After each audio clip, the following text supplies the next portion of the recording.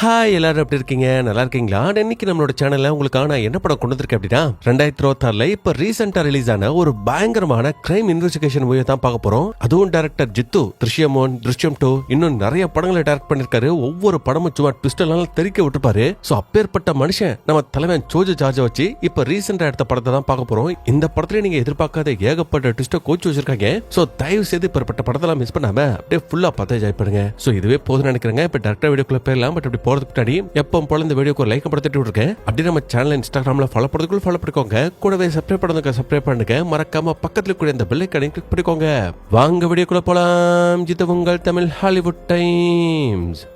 இப்ப இந்த படத்தோட ஸ்டார்டிங் சீன்லயே பிலிப் அப்படிங்கிற ஒரு சைக்காட்ரிஸ்ட் டாக்டர் பாக்குறதுக்காக வந்திருப்பான். எதுக்குன்னா இவனுக்கும் இவனோட அப்பாவுக்கு இடையில ஏதோ ஒரு கருத்து வேறுபாடு, ரொம்ப நாளா பேசிக்கல, ஏதோ வேற்று மனுஷங்க மாதிரி தான் மூஞ்சி திருப்பிட்டு இருப்பாங்க. சோ அது சம்பந்தமா அந்த டாக்டர் கிட்ட பேசுறதுக்காக வரும்போது அந்த டாக்டர் சில விஷயத்தை எக்ஸ்பிளைன் பண்றாரு. இந்த பாரு தம்பி, நான் சின்ன வயசுல கான்வென்ட்ல அதோ ஹாஸ்டல்ல படிச்சுட்டு இருக்கும் போது என் அப்பா கூட என் குடும்பத்து கூட பேசுறதுக்கான வாய்ப்பு எனக்கு பெருசா எதுவும் கிடைக்காது. மிஞ்சு போனா மாசத்துல என் அப்பா கிட்ட இருந்து ஒரு இங்கிலாந்து லெட்டர் வரும், இல்லாட்டி ஹாஸ்டலோட லேண்ட்லைன் நம்பருக்கு ஒரு கால் வரும். சோ அந்த நேரம் அந்த ஒரு காலுக்காக நான் மாசம் வெயிட் பண்ணிட்டு இருப்பேன். எனக்குள்ள வலி இருக்கும், வேதனை இருக்கும், சோகம் இருக்கும். ஏன் நைட் என் அப்பாவை நினைச்சு என் குடும்பத்தை நினைச்சு கெட்ட கெட்ட கனவுகள் கூட எனக்கு வரும். ஆனா இப்ப இருக்கிற ஜெனரேஷனுக்கு அப்படிப்பட்ட பிரச்சனை இல்லையப்பா. உங்க எல்லாரோட கையிலயும் ஸ்மார்ட் போன் இருக்கு. நினைச்சா யாருக்கு வேணாலும் கால் பண்ணலாம், எவ்வளவு நேரம் வேணாலும் பேசலாம். சோ அப்படி நீ உன் அப்பாவுக்கு கால் பண்ணி பல மணி நேரம் கூட பேச வேண்டியது இல்ல. மாசத்துக்கு ஒரே ஒரு கால் பண்ணலாமே, உன் அப்பா கிட்ட உன் மனசுல உள்ள விஷயத்தை ஷேர் பண்ணிக்கலாமேன்னு சொல்லும்போது இந்த பையன் இல்ல சார், என் அப்பா பத்தி உங்களுக்கே தெரியும், அவர் ரொம்ப பிடிவாத குணம் உள்ளவரு. எது சொன்னாலும் எடுத்தறிஞ்சுதான் பேசுவாரு, ரஃப் அண்ட் டஃபா தான் இருக்காரு.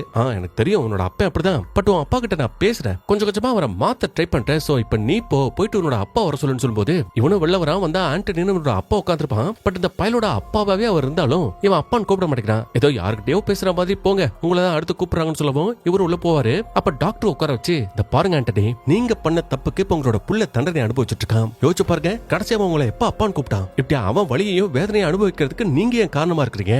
ஏன் மாற முயற்சி பண்ண மாட்டேங்கிறீங்க? சோ சொல்லுங்க, முதல்ல நீங்க ஆரம்பத்துல இருந்து இந்த பிரச்சனை எங்கிருந்து தொடங்குச்சு அப்படிங்கிற விஷயத்தை என்கிட்ட சொன்னீங்கன்னா மட்டும்தான் உங்களோட பிரச்சனைனால சரி பண்ண முடியும்னு கேட்கும்போது அப்படியே ஒரு பிளாஷ்பேக் காட்டுறாங்க. அதுல இந்த ஆண்டனி ஒரு போலீஸ் ஆபீசரா இருந்திருக்காரு. அப்ப அவர் எப்பவும் போல ஸ்டேஷனுக்கு வரும்போது ஸ்டேஷனுக்கு வெளியில ஒரு அப்பனும் புள்ளையும் காருக்குள்ள உட்காந்துட்டு திருத்திருத்துன்னு முடிச்சிட்டு இருப்பாங்க. அதுல கூட உட்காந்துட்டு அந்த பையலோட பேர் தான் ராஜு. அவனோட காலேஜ்ல படிக்கிற தீப்தி அப்படிங்கிற பொண்ணை ஏதோ ஹராஸ் பண்ணிருப்பா போல. சோ அப்படி ஹராஸ் பண்ணதுக்காக அந்த ராஜு மேல கம்ப்ளைண்ட் கொடுக்கறதுக்காக தீப்தி அப்படிங்கிற இந்த பாதிக்கப்பட்ட பொண்ணு வந்திருப்பா. அந்த பொண்ணையும் பொண்ணோட அம்மாவையும் ஆண்டனி பார்த்துட்டு, இதை பாருங்கப்பா, அந்த ராஜு பண்ணது மிகப்பெரிய தப்பு தான், மன்னிக்க முடியாத குற்றம் தான். பட் அவன் செஞ்ச தப்புக்கு இப்ப வருத்தப்பட்டு இருக்கான், உன்கிட்ட மன்னிப்பு கேட்கறதுக்கும் தயாரா இருக்கான். சோ அதனால இதுக்கு மேல அந்த பிரச்சனையை போட்டு இழுக்க வேண்டாம், அவன் மேல எந்த கேஸையும் ஃபைல் பண்ண வேண்டாம்னு சொன்னா இந்த தீப்தி பொண்ணு கேட்க மாட்டேங்கிறா. இல்ல சார், அவனை நான் விட மாட்டேன், கண்டிப்பா அவன் மேல கேஸ் ஃபைல் பண்ணி தருவேன். நீங்க வேணா அவனை பத்தி காலேஜ்ல விசாரிச்சு பாருங்களேன். அவனை மாதிரி ஒரு கேடு கட்டவன உங்களால பார்க்க முடியாது, அவ்வளவு மோசமானவன். அப்பேற்பட்டவனை எப்படி சார் அசால்ட்டா விடுறது? அதெல்லாம் அப்படி அவனை விடக்கூடாது சார். அவனை ஜெயில அடைச்சு கம்பியில விட்டா தான் சார் அவனுக்கு புத்தி வரும்னு சொன்னா ஆண்டனி சரி ஓகே, ஃபர்ஸ்ட் உனக்கு இந்த ராஜுவை எத்தனை நாள்ல தெரியும்னு கேட்டா 3 வருஷமா தெரியுங்கிறா. ஓ 3 வருஷமா தெரியுமோ? அப்ப இந்த 3 வருஷத்துல 2 வருஷம் நீ 2 பேரோட தொடர்பு இருந்த கரெக்டான்னு கேட்கும்போது டக்குனு அந்த பொண்ணோட முகமே மாறுது. அதனால என்ன சார் இப்படி எல்லாம் பேசிட்டு இருக்கீங்க? நான் அப்படிப்பட்ட தப்பான பொண்ணெல்லாம் கிடையாது சார். அந்த ராஜு இருக்கானே, அவன் எனக்கு ப்ரோபோஸ் பண்ணதெல்லாம் உண்மைதான். ஆனா அந்த ப்ரோபோசலை நான் ஏத்துக்கல, அவனை ரிஜெக்ட் பண்ணிட்டேன். ஆனா அவன் தான் என்ன விடாம தொடர்ந்து டார்ச்சர் பண்ணிட்டே இருந்தான். அந்த டார்ச்சர் தாங்க முடியாம தான் நானே கேஸ் கொடுக்கறதுக்காக வந்திருக்கேன்னு சொல்றா. அப்ப திடீர்னு ஆண்டனி இந்த பொண்ணுகிட்ட, ஏமா எந்தவித காரணம் இல்லாம எதுக்காக அப்படி அடுக்கடுக்கா பொய்ய சொல்லிட்டே இருக்க? உண்மை என்னன்னு நான் சொல்லவா? நீ காலேஜ் முடிஞ்சதும் உன் ஃப்ரெண்ட்ஸோட சேர்ந்து ராஜுவோட வீட்டுக்கு போயிருக்க. அங்க அவன் கூட ஒரே ரூம்ல ஒன்னா இருந்திருக்க. சார் சார் சார் சார் இல்ல சார், சத்தியமா இல்ல சார், நான் அப்படிலாம் அந்த ராஜுவோட ரூமுக்கு போல சார். இல்லமா, நான் ப்ரூஃபோட தான் பேசிட்டு இருக்கேன். அந்த ராஜுவோட வீட்டுக்கு நீ ஒரு வண்டியில போனா இல்லையா, அந்த வண்டியோட ஓனரை பிடிச்சி நான் விசாரிச்சதுல அவன் எல்லா உண்மையும் சொல்லிட்டான். அப்புறம் நீ கம்ப்ளைண்ட் கொடுக்க வந்தே இந்த ராஜு அவன் கூட ஒன்னா ரூம்ல சந்தோஷமா இருக்கும்போது ராஜு உன் போன்ல எடுத்து நீ ஸ்ரீஜோ அப்படிங்கிற ஒரு பையன் கூட பேசுற விஷயத்த பாத்துருக்கான். எதுக்கு அவன் கூட பேசுறேன், எதுக்கு அவன் கூட அஃபேர் வச்சிருக்கான்னு உன் கூட சண்டை போட்டிருக்கான். சோ அந்த சண்டையிலையும் கோவத்திலையும் தான் ராஜுவை பழி வாங்கணும் அப்படிங்கிறதுக்காக நீங்க ஸ்டேஷன் வரைக்கும் வந்திருக்கேன். என்னமா உங்களுக்கு ஒன்னும் புரியலையா? ஒண்ணு இல்ல, உங்க பொண்ணு ஒரே நேரத்துல 2 ட்ராக் ஓட்டிருக்கா. அதான் சின்சியரா லவ் பண்ற மாதிரி அந்த ராஜு கூடயும் பழகிருக்கா, அவன் கூட பழகிற மாதிரியே சீஜோ அப்படிங்கிற இன்னொரு பையன் கூட கள்ளக்காதலே எடுத்திருக்கான்னு சொல்றான். சோ அதை கேட்டதுக்கு அப்புறமா அந்த தீப்தியோட கண்ணு எடுத்து கண்ணீர் தான் வருது தவிர அவளால வாய் திறந்து பதிலே சொல்ல முடியல. சோ அதை வச்சு இந்த ஆண்டனி சொல்றதெல்லாம் உண்மை அப்படிங்கிற விஷயத்த இந்த தீப்தியோட அம்மா புரிஞ்சுப்பாங்க. அது மட்டும் இல்ல, இப்ப அதுக்கப்புறம் ஆண்டனி என்ன சொல்றானா, அதை பாருமா, நீங்க நானு இங்க நிக்கிறாங்களே இந்த மேடம், நம்மள சாதாரணமான ஆட்கள். ஆனா நீ கம்ப்ளைண்ட் கொடுக்க வந்திருக்க பத்தியா இந்த ராஜுவோட அப்ப முரளி, இவங்க எல்லாம் ரொம்ப ரொம்ப மோசமானவங்க, படத்துலயும் அதிகாரத்திலயும் பெருத்து போனவங்க. சோ அவங்களுக்கு ஆப்போசிட்டா ஒரு கம்ப்ளைண்ட் கம்ப்ளைண்ட் கொடுத்துட்டு உங்களால நிம்மதியா வாழவே முடியாது.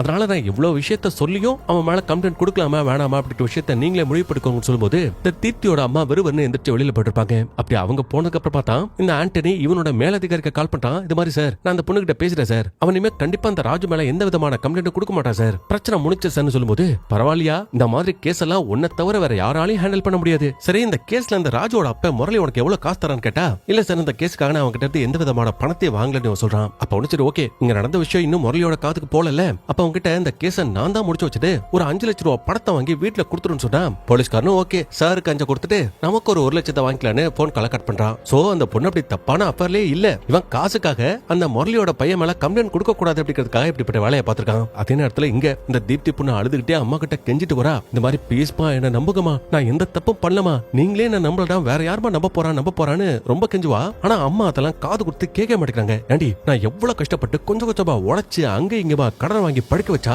நீ வேசி மாதிரி 2-3 பேத்தோட தெரிஞ்சுக்கிட்டு இருக்கிற, நீ ஒழுங்கா படிக்கலன்னா கூட பரவாயில்லடி, ஆனா இப்படி என் வளர்ப்பிய அசிங்கப்படுத்திட்டேடி, என் மானத்தை வாங்கிட்டேடின்னு இவங்க 2 பேரும் ஆட்டோல போயிட்டு இருப்பாங்க. அப்ப திரும்பவும் இந்த பொண்ணு கெஞ்சிரா, ப்ளீஸ்மா என்ன நம்புக்குமா, நீங்களாவது என்ன புரிஞ்சுக்கோக்குமா, இப்படி நீங்க பண்றது என்ன உயிரோட கொல்றமா இருக்குமா, சாவடி, உன்ன மாதிரி பொண்ணெல்லாம் எதுக்கா உயிரோட இருக்கணும், பேசாம செத்துருன்னு சொன்ன அடுத்த கணப்பே இந்த பொண்ணு டக்குனு ஆட்டோ விட்டு கீழே இறங்கி செம்ம ஸ்பீடா வந்த ஒரு லாரியில அடிபட்டுருவா. சோ அவள்தான் அடிபட்டு ரத்த வெள்ளத்துல செத்து கிடக்குற அந்த பொண்ணு அவளோட ஃப்ரெண்ட் ஒருத்தி ஐரன்னு சொல்லிட்டு இருந்திருப்பா, ஸ்டேஷன்ல தான் இருந்திருப்பா. சோ அப்ப அவ கதறி அழுதுட்டு இருக்கும் போது தான் கண்ணு முன்னாடியே தன்னோட பொண்ணு இறந்து போயிட்டாலே அப்படிங்கிற விஷயத்தை நினைச்சு தீப்தியோட அம்மாவும் ரொம்ப ஃபீல் பண்ணி அழுதுட்டு இருக்காங்க.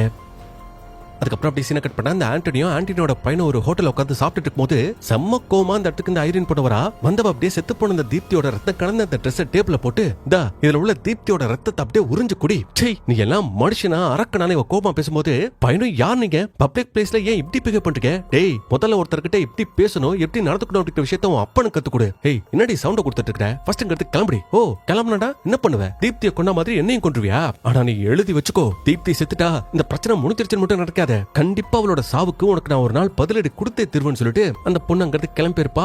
அதே மாதிரி ஒரு பொண்ணோட சாவுக்கு தான் அப்பா காரணமா இருக்காரு அப்படிங்கிற விஷயம் அவனோட பையன் இந்த ஆண்டனியோட பையன் பிலிப்புக்கு தெரிஞ்சதுக்கு அப்புறமா தான் போயா சைக்கோன்னு அவனை திட்டிட்டு சைலண்டா அந்த இடத்த விட்டு கிளம்பிருப்பான். அதுக்கப்புறம் சீனை கட் பண்ணா பிரசன்ட் நம்ம ஹீரோ நம்ம தலைவன் ஜோஜோ சார்ஜ் தான் கட்டுறாங்க. அதே மாதிரி செத்து போன அந்த தீப்தியோட ஃப்ரெண்டு ஐரன் சொல்லிட்டு ஒரு பொண்ணை பார்த்தோம் இல்லையா, அந்த பொண்ணு நம்ம ஹீரோவோட பொண்ணு தான், அவள் லாக்கு படிச்சிட்டு இருக்கா. சோ அதனால தான் ஸ்டேஷன்லயும் இந்த தீப்திக்கு சப்போர்ட்டா கம்ப்ளைண்ட் கொடுக்கறதுக்காக வந்திருப்பா. அதே மாதிரி நம்ம ஹீரோ பத்தி சொல்லணும்னா அவனுக்கு கம்ப்யூட்டர்ல தெரியாத விஷயமே கிடையாது, சொல்ல போனா செம்ம ஹேக்கர், அதுக்கு ஏத்த மாதிரியே அது சம்பந்தப்பட்ட ஏதோ ஒரு ஷாப்பை வச்சு நடத்திட்டு இருப்பான். அப்ப இந்த நேரத்துல தான் வெளியூர்ல படிச்சிட்டு இருந்த நம்ம ஹீரோவோட பொண்ணு ஐரின் ஹாலிடே லீவை என்ஜாய் பண்றதுக்காக அவளோட அப்பாவை பாக்கிறதுக்காக வந்திருப்பா. அண்ட் இவங்களோட குடும்பத்துல இவளோட அப்பா இவளோட அம்மா இவங்க 3 பேர் தான். பட் 3 பேரா இருந்தாலும் இவங்களுக்குள்ள இருக்கிற அந்த சந்தோஷத்துக்கு அளவே இல்ல. சோ அந்த ஒரு சின்ன பாட்டு மூலமாவே காமிச்சிருப்பாங்க. அதே மாதிரி ஹீரோவோட பொண்ணு இந்த ஐரின் இருக்கா இல்லையா, அவளுக்கு ஒரு தாட் இருக்கும், அதாவது நமக்காக இந்த நாடு என்ன செஞ்சுச்சுன்னு யோசிக்காம இந்த நாட்டுக்காக நம்ம என்ன செஞ்சோம்னு யோசிக்கிற மாதிரியான ஆளு. சோ அதுக்கு ஏத்த மாதிரியே யாருக்காவது ஒரு சின்ன பிரச்சனைனாலும் சரி என்ன கஷ்டனாலும் சரி இவ ஓடி போய் முதலா நிப்பா. அது மட்டும் இல்ல, இப்ப அவளோட ஃப்ரெண்ட் கூட பேசிட்டு இருக்கும் போது அடியே வீணா அந்த சிஎம்எம்எல் டாக்குமெண்ட்ஸ் எல்லாத்தையும் என்னோட மெயிலுக்கு சென்ட் பண்ணிடு அப்படிங்கிற மாதிரி சொல்றா. அப்ப ஹீரோவும் புரியாம சிஎம்எம்எல்னா என்னமா நீ எதை பத்தி பேசிட்டு இருக்கான்னு கேட்டா, ஓ அதுவா பாது நம்ம ஊர்ல இந்த இல்லீகலா மைனிங் பண்ற ஒரு கம்பெனி இருக்கு, சோ அந்த கம்பெனியை க்ளோஸ் பண்ணணும், அவங்க மேல ஆக்ஷன் எடுக்கணும் அப்படிங்கிறதுக்காக தான் சில டாக்குமெண்ட்ஸ் நான் ரெடி பண்ணிட்டு இருக்கேன் அப்படிங்கிற மாதிரி சொல்றா. அப்ப ஹீரோவும் அவங்க ரொம்ப மோசமானவங்களாச்சப்பா, ஓ மோசமானவங்களா இருந்தா அவங்களை எதிர்க்க கூடாதா, அதெல்லாம் என் அகராதிலே கிடையாதுப்பா, தப்பு யாரு செஞ்சாலும் சரி அவங்கள கண்டிப்பா நான் தண்டிப்பேன். சரி இதெல்லாம் ஓகே, நீங்க இப்படிப்பட்ட ஒரு முக்கியமான டாக்குமெண்ட் எல்லாம் மெயில் அனுப்பிச்சுக்கிறீங்களே, அந்த மெயில யாராவது ஆக்சஸ் பண்ணிட்டாங்கன்னா ஹேக் பண்ணிட்டாங்கன்னா என்ன பண்ணுவீங்கன்னு கேட்டா, அட அத பத்தி நான் எதுக்குப்பா கவலைப்படணும், என்கிட்ட தான் எல்லாத்தவிடையும் பெஸ்டா ஒரு சூப்பர் ஹேக்கர் இருக்காருன்னு சொல்லும்போது ஹீரோவும் சரிமா எது வேணாலும் பண்ணு பட் கொஞ்சம் கவனமா இருந்துக்கோ அப்படிங்கிற மாதிரி சொல்லிட்டு லீவ் முடிஞ்சதுக்கு அப்புறம் நம்ம ஹீரோ மறுபடியும் அவனோட பொண்ணை கார்ல ஏத்தி அனுப்பிச்சு விட்டுருவான். அண்ட் இதே நேரத்துல இந்த ஆண்டனி போலீஸ்காரர் இருக்கா இல்லையா, அவன் ஒரு லாட்ஜுக்குள்ள கொலவரியோட போயிட்டு இருக்கான். ஏன்னா அந்த லாட்ஜோட ரூம்ல தான் இவனோட பையனும் ஸ்டார்டிங் சீன்ல ராஜுன்னு சொல்லிட்டு ஒரு பையனை பத்தி கேள்விப்பட்டோம் இல்லையா, கம்ப்ளைண்ட் கூட ஒரு பொண்ணு கொடுக்க வந்திருப்பாளே, அந்த பையன் கூட சேர்ந்து கஞ்சா சரக்குன்னு கண்ட கருமத்தெல்லாம் எடுத்துட்டு இருக்கான். சோ அதனால பெத்த புள்ளன் கூட பார்க்காம இந்த ஆண்டனி அவனை போட்டு அடின்னு அடிச்சு, டேய் உன்கிட்ட எத்தனை டைம் சொல்லிருக்கேன் கூட சேராதன்னு, அப்புறம் எதுக்காடா சேர்ந்து எதுக்காக அங்க வந்துன்னு கேட்டா அவன் அப்பனை தள்ளி விட்டுட்டு அந்த இடத்த விட்டு எஸ்கேப் ஆகி ஓடி போயிடுறான். அதுக்கப்புறம் ஆண்டனிக்கு என்ன படுத்து எது படுத்துன்னு தெரியல, நேரா அந்த டாக்டர் பாக்குறதுக்காக தான் வந்திருப்பான். வந்து அந்த டாக்டர் ஆண்டனி உனக்கு அறிவு இருக்கா இல்லையா, அவன் என்ன நீ சின்ன பையன் நினைச்சிட்டு இருக்கியா, அவன் நல்லா வளர்ந்துட்டான், அவன் அப்படி 4 பேத்துக்கு முன்னாடி போட்டு அடிச்சா அவனுக்கு இன்னும் கோவம் தான் ஜாஸ்தி ஆகும், அந்த ராஜு கூட இருக்கிற அந்த ஃப்ரெண்ட்ஷிப் இன்னும் ஸ்ட்ராங் தான் ஆகும். இல்ல டாக்டர், நான் நிறைய டைம் சொல்லி பார்த்துட்டேன் அந்த ராஜு கூட பழகாதன்னு. ஆனா அவன் கேட்க மாட்டேங்கிறான். ராஜு யார் மூலமா பழக்கம்? ராஜுவா யார் மூலமா அவனுக்கு தெரியும்? யோசிச்சு பாரு. ஓம் மூலமா தான் தெரியும். சோ தப்பெல்லாம் ஓம் பேர்ல. அதே மாதிரி அவனை திருத்தணும் நினைச்சினா இன்னும் நீ நிறைய எஃபோர்ட் போட வேண்டியது இருக்கும். அது மட்டும் இல்ல, நீ பல வருஷமா உன்னோட பொண்டாட்டி மேரி செத்து போறதுக்கும் உன்னோட புள்ளதான் காரணம்னு முட்டாள்தனமா யோசிச்சுட்டு இருக்கு இல்லையா? அத முதல்ல உன் மைண்ட்ல இருந்து தூக்கி போடு. அப்பதான் உன்னோட புள்ளைய திருத்த முடியும்னு சொல்லும் போது தான் அப்படியே ஒரு பிளாஷ்பேக் ஒண்ணு காட்டாங்க. அதுல இந்த ஆண்டனியோட மனைவி மேரிங்கிறவங்க கர்ப்பமா இருந்திருப்பாங்க. டெலிவரிக்காக ஹாஸ்பிட்டலுக்கு போயிருப்பாங்க. அப்ப அதிகப்படியான ப்ளீடிங் ஏற்பட்டதுனால அந்த ஹாஸ்பிட்டலே மேரிங்கிறவங்க இறந்து போயிருப்பாங்க. பட் அவங்களோட குழந்தை அதான் அந்த ஆண்டனியோட பையன் பிலிப் பட்டு பிறந்திருப்பான். சோ அப்படி அந்த நியூஸை கேட்டதுமே தன்னோட பொண்டாட்டி செத்ததுக்கு தன்னோட புள்ளதான் காரணம், அவனாலதான் மேரி செத்தான்னு சின்ன வயசுல இருந்து அவன ஒரு புள்ள மாதிரி அவன் நடத்தல. ஏதோ ஹாஸ்டல் வார்டன் மாதிரி எப்ப பாரு அவனை அடிக்கிறது, திட்டுறது, கொடுமைப்படுத்துறதுன்னு இவ்வளவு விஷயத்த பண்ணதுனால தான் புள்ளைக்கு இவனுக்கு இடையில இவ்வளவு பெரிய கேப். சோ இப்படி இது ஒரு பக்கம் போயிட்டு போது இன்னொரு பக்கம் நம்ம ஹீரோவோட பொண்ணு ஊருக்கு போயிருப்பா இல்லையா? அப்படி போனவளோட போனுக்கு கால் பண்ணா போன் ரீச் ஆக மாட்டேங்குது, சுவிட்ச் ஆஃப் வருது. அப்ப இவன் டென்ஷனா இருக்கிற விஷயத்தை இவனோட பொண்டாட்டி நோட் பண்ணிட்டு ஏங்க இவ்வளவு அவசரப்படுறீங்க, அவ ஊருக்கு போயிட்டு இன்னும் தூங்கி கூட கண்ணு முடிச்சிருக்க மாட்டா, அதனால தான் போனும் ரீச் ஆயிருக்காது, பயப்படாதீங்கன்னு சொல்லும்போது ஹீரோவால அதை சாதாரணமா எடுத்துக்க முடியல. அதனால இவன் பொண்ணோட ஃப்ரெண்ட் அந்த வீணான்னு சொல்லிட்டு ஒரு பொண்ணு இருப்பா இல்லையா, அவளுக்கு கால் பண்ணி இந்த மாதிரி நான் ஐரன் கிட்ட பேசுறதுக்காக ரொம்ப நேரமா முயற்சி பண்ணிட்டு இருக்கமா, என்னால முடியல, சோ நீ டைரக்டா என் பொண்ணோட பிளாட்டுக்கு போயிட்டு அவங்க என்ன பண்றா அப்படிங்கிற விஷயத்த பார்த்து சொல்ல முடியுமான்னு கேட்கும்போது இவ்வளவு சரி ஓகே அங்கிள்னு ஐரனோட அந்த வீட்டுக்கு போவா. பட் போயிட்டு பார்த்தா வீடோட டோர் லாக்ல இருக்கும், அதுக்கான அந்த சாவியும் இங்க தொட்டிக்குள்ள இருக்கும். சோ இதை வச்சு அதாவது தான் பொண்ணை ரீச் பண்ண முடியல, அவ எங்க போனா அப்படிங்கிற விஷயமும் தெரியாதனால நம்ம ஹீரோ இந்த வீணா கூட சேர்ந்து தான் பொண்ணு காணா போயிட்டா அப்படிங்கிற விஷயத்த கம்ப்ளீட்டா கொடுக்கறதுக்காக ஸ்டார்டிங் சீன்ல பார்த்தோம் இல்லையா ஆண்டனி, அவரோட ஸ்டேஷனுக்கு வந்திருப்பாங்க.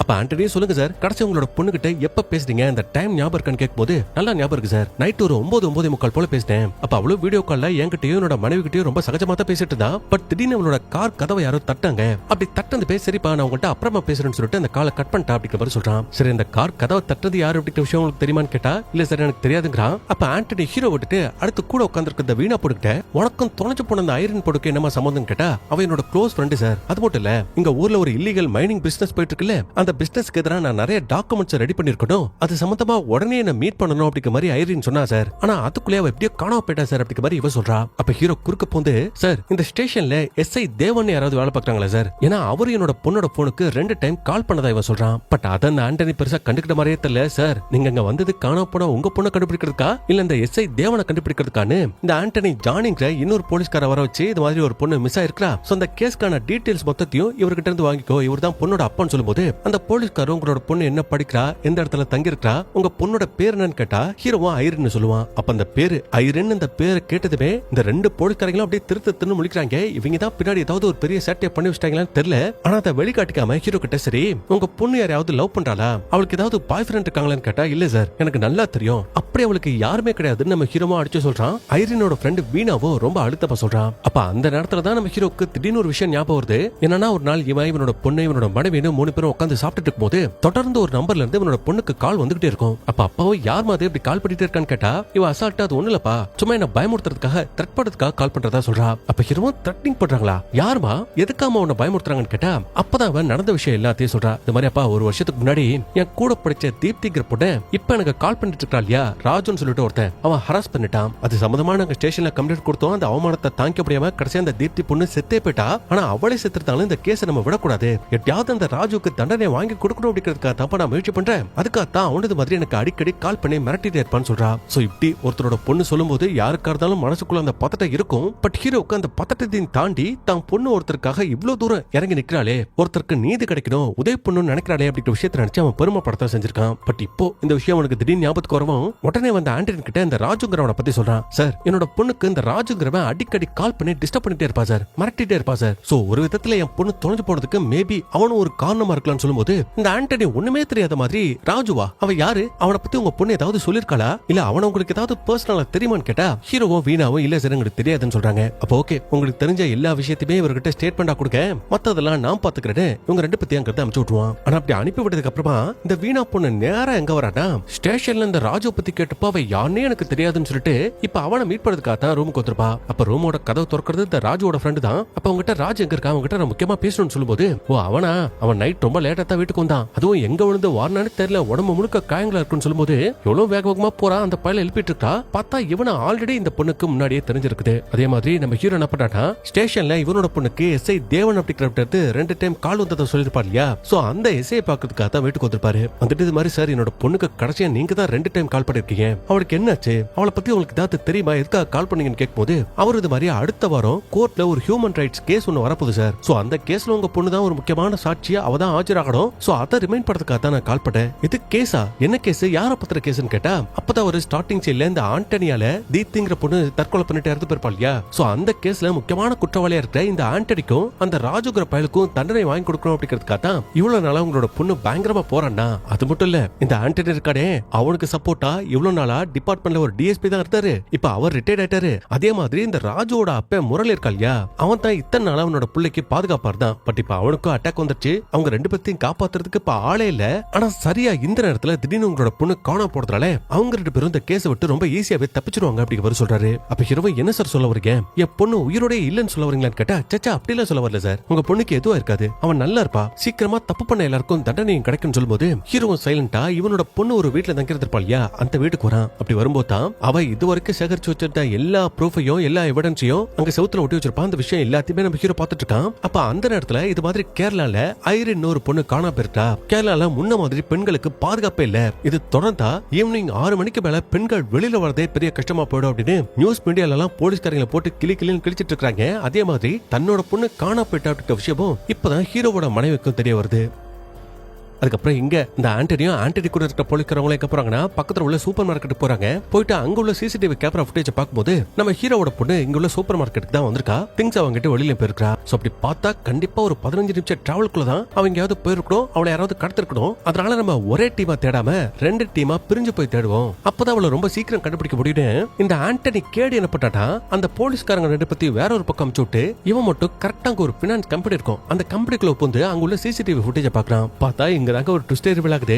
என்ன அன்னைக்கு நாள் நம்ம ஹீரோவோட பொண்ணு ஹீரோ கூட பேசிட்டு இருக்கும்போது யாரோ வந்து அவளோட கதை அப்படி நாக் பண்ணிருப்பாங்க இல்லையா. அப்படி பண்ணது வேற யாரும் கிடையாது, இந்த போலீஸ்காரன் ஆண்டனி தான். அண்ட் அவன் அந்த ஐரனை பார்த்ததுமே ஓ நீயா, சரியே உனக்கு என்ன கண்ணா தெரியல, இங்கதான் நோ பார்க்கிங் போர்ட் போட்டுருக்கல, என்ன ஜவுடாலா காரை நிப்பாட்டிட்டு இருக்கேன்னு சொல்லிட்டு அவளை அவங்களுக்கு போது ஐரனுக்கு கப்பு தாங்கல, அவ செம்மையா குடிச்சிருக்கான் அப்படிங்கிற விஷயத்த அவ புரிஞ்சுக்கிறா. அதனால இப்போ உங்கள்கிட்ட நல்லா பேச முடியாது, எதனால நாளைக்கு பேசிக்கலாம்னு சொல்லிட்டு டக்குனு அவ காரை எடுத்துட்டு அங்கிருந்து கிளம்பிருப்பா. அப்ப கார்ல போனா மட்டும் உன்னை விட்டுருவானு ஐரனோட காரை இவனே ஃபாலோ பண்ணிட்டு பின்னாடியே போயிருக்கான். சோ இந்த விஷயம் மட்டும் இந்த ஃபுட்டேஜ் மட்டும் எந்த போலீஸ்காரனோட கையிலாவது மாட்டுச்சு இவனை தூக்கி ஜெயில போட்டுருவாங்க, கழுதின வச்சிருவாங்க. ஏன்னா வீடியோ பார்த்தாலே இவன் தான் ஏதோ அந்த பொண்ணை கடத்துற மாதிரியும் அவளை கொல்ல போற மாதிரி தெரியுது இல்லையா. சோ அந்த ஒரு ரீசனாலேயே டக்குனு இந்த வீடியோ ஃபுட்டேஜ் ஃபுல்லா டெலிட் பண்ணிட்டு இனிமே யாராவது இந்த கேஸ் விஷயமா உங்ககிட்ட வந்து கேட்டாலும் விசாரிச்சாலும் எனக்கு எதுவுமே தெரியாது, அன்னைக்கு நாள்ல சிசிடிவி கேமராவே வேலை செய்யலன்னு நீ போய் சொல்லிடு, எக்காரணத்தை கொண்டு நான் வந்துட்டு போன விஷயத்தை மட்டும் சொல்லிடாதுன்னு அவனை மிரட்டுது இந்த ஆண்டனி அங்கிருந்து கிளம்பிடுறான். அதுக்கப்புறம் இங்க இந்த வீணா பொண்ணு இந்த ராஜுவுக்கு மயக்கம் தெளிஞ்சதுக்கு அப்புறமா கேக்குறா, டேய் ஒழுங்கா உண்மையை சொல்றா, நேத்து நைட் எங்க இருந்த, அது நான் வெளியில இருந்தேன், ஏன் ஏய் நீ ஐரினை பாத்தியா,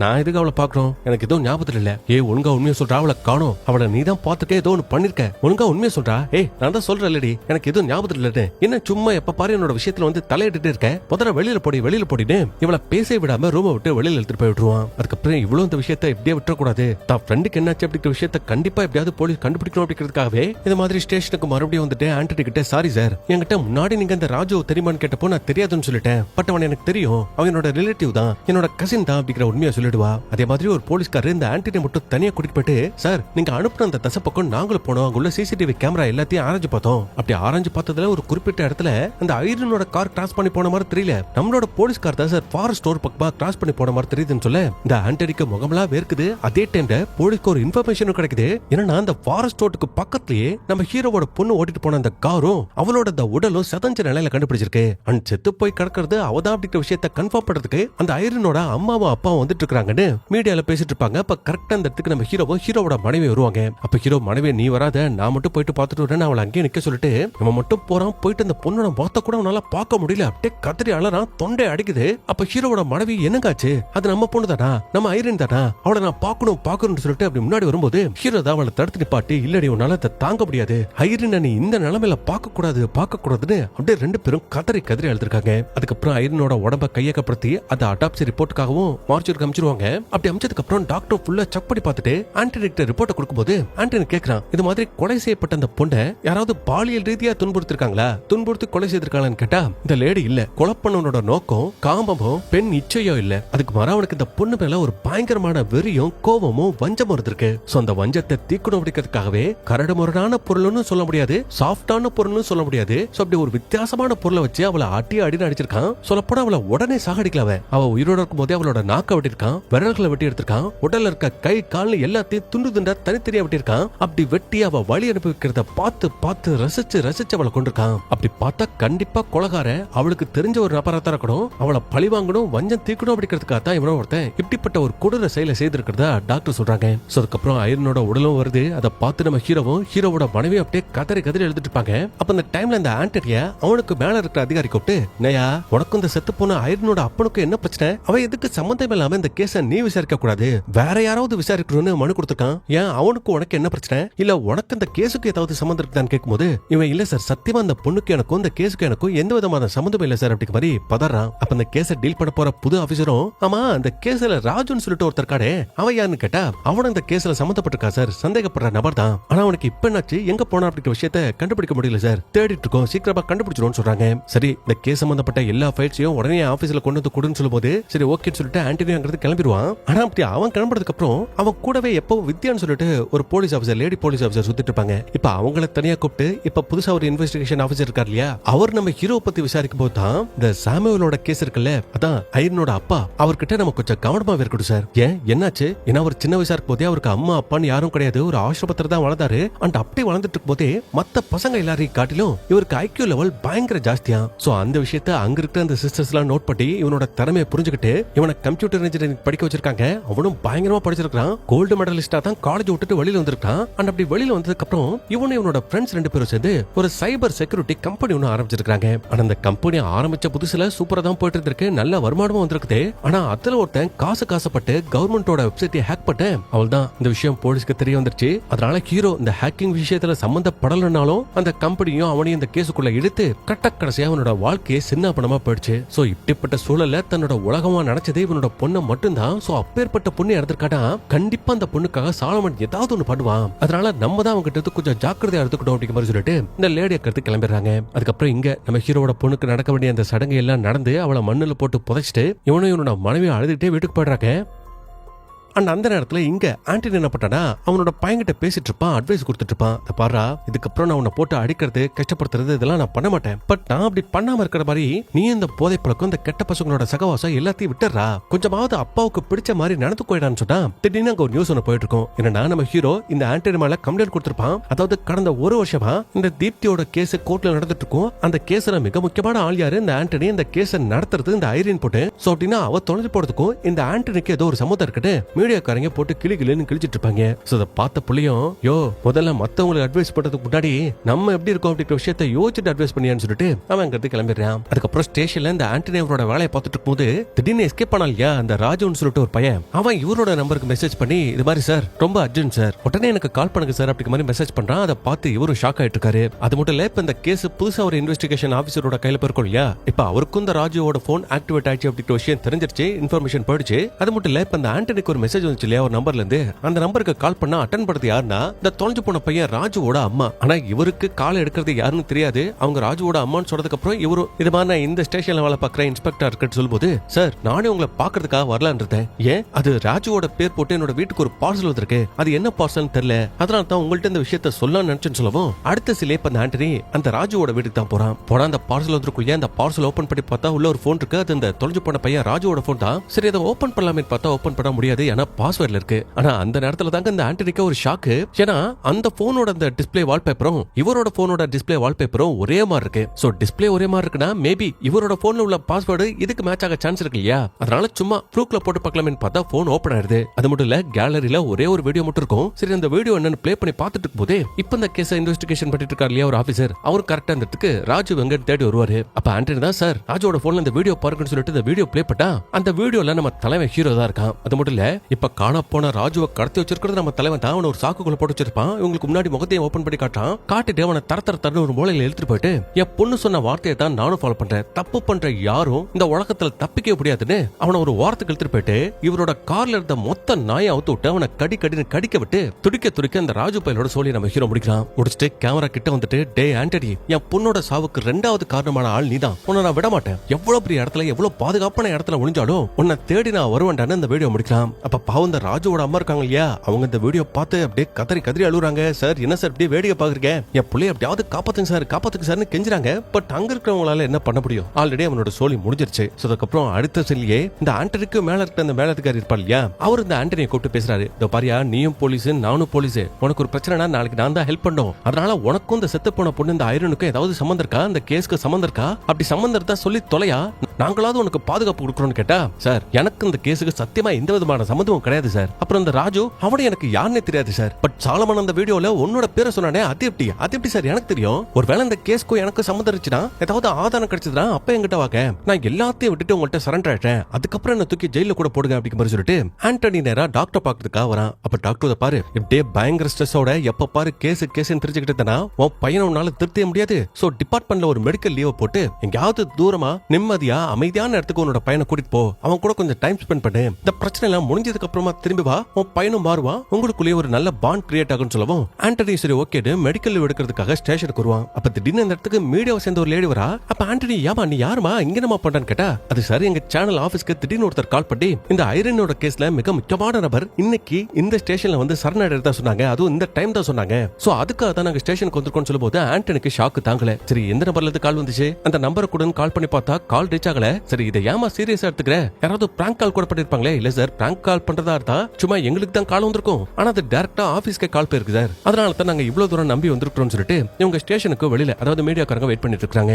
அதே மாதிரி ஆண்டனிக்கும் இந்த ஐரன் கேஸ்ல சம்பந்தப்பட்ட அந்த நபர் யார் சரண்டர் ஆக போறா அப்படிங்கிற விஷயத்தை நினைச்சு ரொம்ப பதட்டத்துல உட்கார்ந்துட்டு இருப்பான். அப்ப கார்ல அந்த ஸ்டேஷன்ல வந்து இறங்குற நபர் யாருன்னா நம்ம தலைவன் ஹீரோ தான். சோப்பா அவனை மொத்த மீடியாக்காரங்களும் சூழ்ந்துக்கிறாங்க, விடவே மாட்டேங்கிறாங்க. அப்ப போலீஸ்காரங்க தான் ஹீரோவை தரத்தன்னு இழுத்துட்டு வந்துட்டு அதுல ஒருத்தர் சமத்துமரா பேசிட்டு இருக்கான். ஏண்டா நான் ஷோ காட்டிட்டு இருக்கிறாடி, ராஜு எங்கடா, அவனை எங்கடா வச்சு கொலப்பட்ட சொல்றான்னு இவனை போட்டு அடி நடிச்சிட்டு இருக்கும்போது கரெக்டா அந்த இடத்துக்கு ஆண்டனி வந்துடுறான். அதுக்கப்புறம் அவனும் பொறுமையா ரூம்குள்ள கூட்டிட்டு போயிட்டு இத பாருப்பா, உன் பொண்ணு இறந்துட்டா, அதுக்காக நீ ராஜுவையும் கொன்னுட்ட, அட்லீஸ்ட் அவன் எங்க இருக்கான், எங்க வச்சு அவனை கொன்ன அப்படிங்கிற விஷயத்தையாவது ஒத்துக்கோ, நாங்க அந்த கேஸ முடிக்கணும்னு சொன்னா எந்த கேஸ முடிக்க போற, வெளியில உள்ள பிரஸ் மீடியா கிட்ட நான் ஒரு ரிப்போர்ட் ஒன்று சொல்லணும், அதை நான் உன்கிட்ட சொல்றேன், நீ அவங்கள்ட்ட சொல்லிடுறியா, அது ராஜு சாகிறதுக்கு முன்னாடி என் பொண்ணோட சாவுக்கு நீயும் ஒரு காரணம் அப்படின்னு என்கிட்ட சொல்லிட்டு தான் செத்தான். எனக்கு வர்ற கோவத்துக்கு இப்பவே இதே இடத்துல உன்னை எரிச்சு கொண்டு இருக்க முடியும், ஆனா அந்த விஷயத்தை என் பொண்ணு ஆசைப்பட்டிருக்க மாட்டா, அதனால சோ சிம்பிள், இப்ப நீயே போய் பிரஸுக்கு முன்னாடி என் பொண்ணோட சாவுக்கு நீதான் காரணம் அப்படிங்கிற விஷயத்தை ஒத்துக்கிட்டா இந்த கேஸ் முடிஞ்சிருச்சு. ஆனா அப்படி ஒத்துக்கலனா அதுக்கான பின்விளைவுகளை நீ தான் சந்திக்கணும். டேய் உனக்கு என்ன பைத்தியவா, நான் லூசு மாதிரி பேசிட்டு இருக்கிறேன், உன் பொண்ணோட சாவுக்கு நான் எப்பற காரணமாக முடியும். சார் எனக்கு எல்லாமே தெரியும், நீங்க என்ன பண்ணீங்க, இப்ப என்ன பண்ணிட்டு இருக்கீங்க அப்படிங்கிற விஷயம் வரைக்கும் எனக்கு தெரியும். ஆனா நான் கேட்கறதெல்லாம் இப்ப மீடியாவுக்கு முன்னாடி போயிட்டு நான் தான் அந்த கொலைக்கு காரணம் அப்படிங்கிற விஷயத்தை நீங்க ஒத்துக்க போறீங்களா இல்லையா? இல்ல, உன் பொண்ணுக்கு எனக்கு எந்த விதமான சம்பந்தமும் கிடையாது, நான் அவளை கொலை பண்ணல. சரி நான் சொல்றத சொல்லிட்டேன், இதுக்கப்புறம் நடக்க போற எல்லா விஷயத்துக்கும் நீங்க தான் பொறுப்பு, பாத்துக்கோங்கன்னு சொல்லிட்டு நம்ம ஹீரோ இந்த ஆண்டனியோட போனை பார்த்துட்டு, சார் உங்க போன்ல இருந்து நான் ஒரு நம்பருக்கு கால் பண்ணணும் கொடுங்களேன்னு சொல்லி இந்த போனை வாங்கிக்கிறான். அண்ட் செக் பண்ணி ஓபன் பண்ணி பார்த்துட்டு, ஓ ஆல்ரெடி இந்த நம்பருக்கு கால் பண்ணிட்டீங்களா, மீடியாக்காரங்க கொடுத்திருப்பாங்க, கால் பண்ணிருப்பீங்க, சரி இந்த நம்பரை நல்லா மனப்பாடம் பண்ணிக்கோங்க, ஏன்னா இந்த நம்பர் உங்க எல்லாருக்கும் தேவைப்படுது. இந்த மீடியாக்காரங்களுக்கு நம்ம ஹீரோ ஒரு நம்பர்ல இருந்து கால் பண்ணி கூப்பிட்டுருப்பா இல்லையா ஸ்டேஷனுக்கு வாங்கன்னு, அந்த நம்பருக்கு டயல் பண்ணி நான் கொடுத்த மயக்க பணத்தோட வீரியம் குறைஞ்சிருக்கும், இப்ப கால் பண்ணா கரெக்டா இருக்கணும், கால் பண்ணி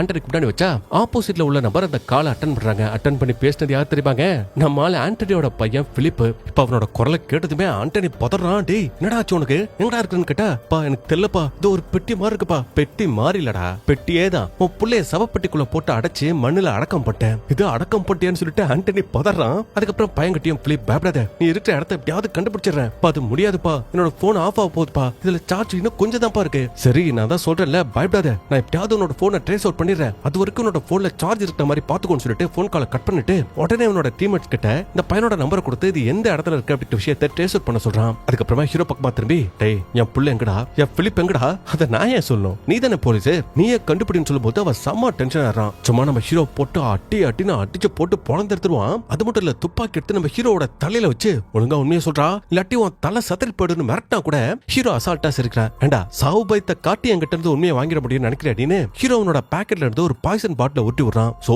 இந்த ஸ்டேஷனுக்கு வர்றதுக்கு முன்னாடியே அவன் விஷத்தை குடிச்சிருக்கான். இன்னும் ஒரு 5 நிமிஷத்துல சாக போறதாக சொல்றான். சோ 5 நிமிஷத்துல சாக போற எனக்காக எதுக்கு ஒரு தோட்டாவை வேஸ்ட் பண்ணிக்கிட்டு நக்கலா பேசிட்டு இருக்கும்போது போலீஸ்காரன் கெஞ்சிரான், பாரா எனக்கு இருக்கிறது ஒரே ஒரு புள்ளதான், அவனை தயவு செய்து விட்டு, உன் பொண்ணோட சாவுக்கும் எனக்கு எந்த விதமான சம்பந்தமும் கிடையாது, அதுவும் இந்த ராஜு இருக்கானே அவனுக்கு எனக்கும் கூட எந்த விதமான சம்பந்தமும் கிடையாது, சொல்லப்போனா அவன் யானும் கூட எனக்கு தெரியாதுன்னு சொன்னா ஹீரோ அப்படியே டிவி பக்கமா கை நீட்டி காட்டிட்டு இருக்கான். பார்த்தாங்க டிவில ஒரு ஷாக்கிங்கான விஷயம் போயிட்டு இருக்கு. அதாவது இந்த ஐரின் பொண்ணு சாகிறதுக்கு முன்னாடி நாள் இந்த ராஜுனா எனக்கு யாருனே தெரியாதுன்னு சொன்ன இந்த போலீஸ்காரனும் அவனும் ஒரு பார்ல உட்காந்து ஃபுல்லா சரக்கு அடிச்சிருக்கானுங்க. அது மட்டும் இல்ல, இந்த ஐரின் பொண்ணு செத்து போன அந்த நாள் இந்த போலீஸ்காரன் அந்த பொண்ணை பின்னாடியே ஃபாலோ பண்ணிட்டு போயிருப்பான் இல்லையா ஜீப்ல.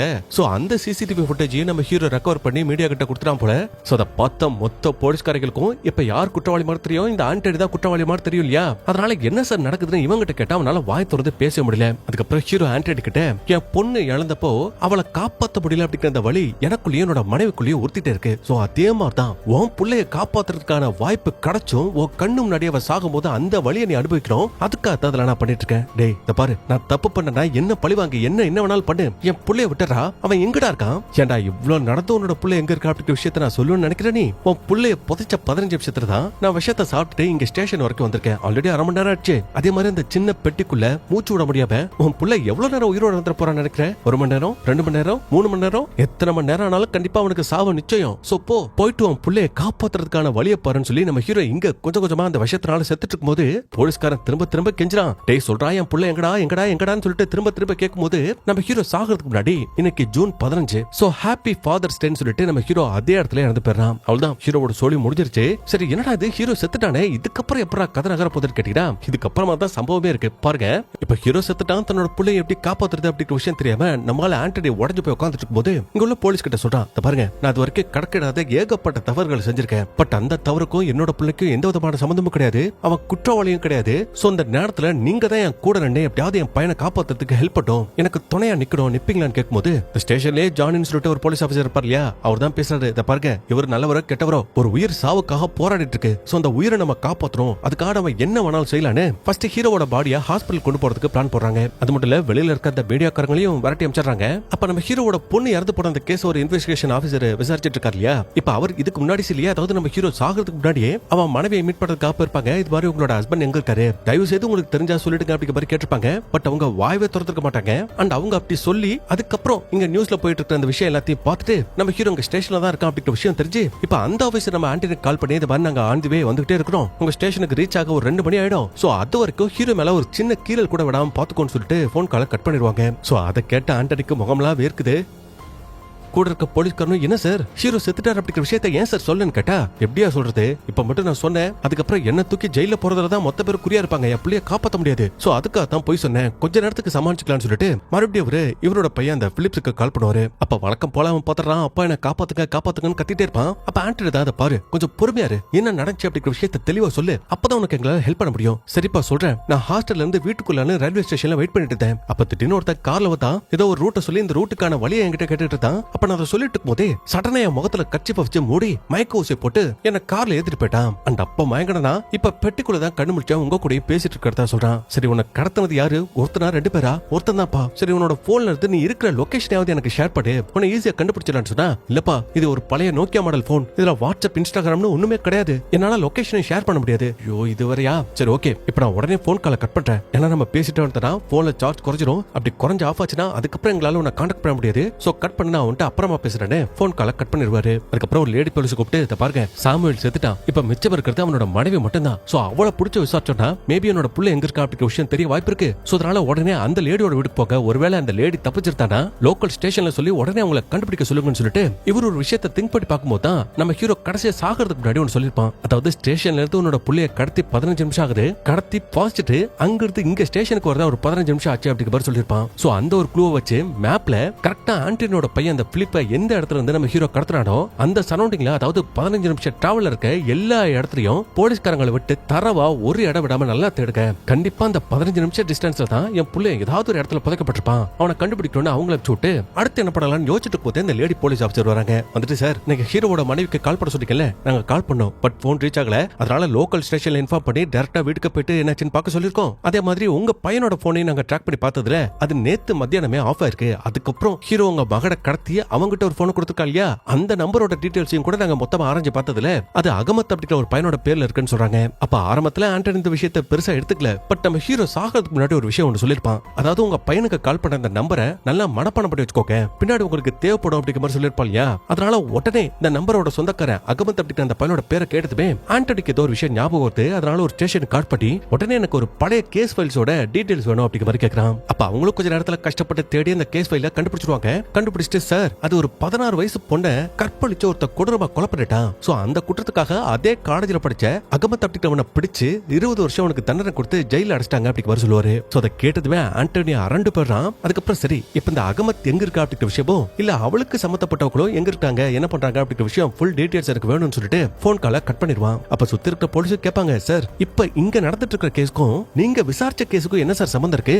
ஏன் சார் இப்ப பழைய கேஸ்ல நோட்றீங்கன்னு கேட்டா, இல்ல இது பழைய கேஸ் இல்ல, மேபி இந்த கேஸ்ல கிடைச்ச நமக்கு முதல் க்ளூ. ஏன்னா நமக்கு கிடைச்ச இந்த அகமத்தோட கடைசி இந்த நம்பர்ஸ் இருக்கு இல்லையா, 113-01, இது வெறும் போன் நம்பர் மட்டும் இல்ல, இந்த அகமத் கேஸோட கேஸ் நம்பர். சரி இதுதான் லிங்கான்னு கேட்டீங்கன்னா அது மட்டும் இல்லங்க, நம்மளால இந்த போலீஸ்காரன் ஆண்டனி இந்த போலீஸ்ல ஜாயின் பண்ணதுக்கு அப்புறமா அவன் டீல் பண்ண முதல் கேஸ் இந்த அகமத்தோட கேஸ் தான். அதுவும் இந்த கேஸ்ல இந்த 16 வயசு பொண்ணு இறந்து போறதுக்கு அப்புறமா அகமத்தை சும்மா தரன்னு இழுத்துட்டு வந்து அடின்னு அடிச்சு எடுத்திருக்கான். அப்ப அந்த அடியையும் அந்த வலியையும் தாங்க முடியாம, ஆமா சார் இந்த கொலையை நான் தான் பண்ணேன்னு அவனே வலி தாங்க முடியாம ஒத்துக்கிட்டு இருப்பான். இந்த விஷயம் எல்லாத்தையுமே இப்ப அவன் நினைச்சு பார்த்துட்டு இருக்கான். அதுக்கப்புறம் ஹீரோவோட உடம்ப அடாப்சி பண்றதுக்காக மார்ச்சர் காமிச்சிருப்பாங்க இல்லையா, இப்ப அந்த டாக்டர் ஆண்டனி கால் பண்ணி, நப்பா அவன் புள்ளைய கண்டுபிடிச்சிட்டியா, அவன் நல்லா இருக்கானு கேட்டா, இல்ல சார் அவனை கண்டுபிடிக்க முடியல, அவன் இன்னும் பெட்டிக்குள்ளதான் அணைஞ்சு கிடக்கான்னு சொல்லும்போது டாக்டர் சரி ஓகே உன் பையனுக்கு முதல்ல கால் பண்ணு, நான் சில இன்ஸ்ட்ரக்ஷன் எல்லாம் கொடுக்குறேன், அதை ஃபாலோ பண்ணா மேபி இன்னும் கொஞ்சம் அவன் சாகாம உயிர் படைக்கிறதுக்கு சான்ஸ் இருக்குதுன்னு சொல்லும்போது ஆண்டனியும் உடனே கால் பண்ணுவான். அப்ப டாக்டர் பிலிப்ஸ் கிட்ட அதை பார்த்தம்பி, சாதாரணமா வெளியில இருக்கிற ஆக்சிஜன் லெவலை விட ஒரு சின்ன பெட்டிக்குள்ள வெறும் 5% ஆக்சிஜன் மட்டும் தான் இருக்கும். சோ நீ இந்த சிச்சுவேஷன்ல